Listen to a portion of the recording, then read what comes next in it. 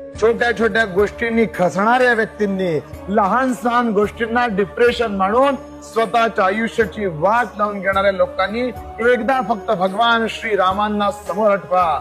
समस्त त्रिभुवनाचं स्वामित्व ज्या रामचंद्राने मिळणार होतं, संपूर्ण संपदा, संपूर्ण राज्य दुसऱ्या दिवशी हातात येणार होतं. आणि अद्या रात्री स्वतःच्या वडिलांनी बोलवून सांगितले की रामा, तुला उद्या राजासन्न मिळता, तुला वनवास भोगायला होणार आहे. वडिलांची आज्ञा, पितृ आज्ञा प्रमाण म्हणून त्रिभुवनाची सत्ता सोडणारे रामचंद्रांचे आपण वंशज आहोत.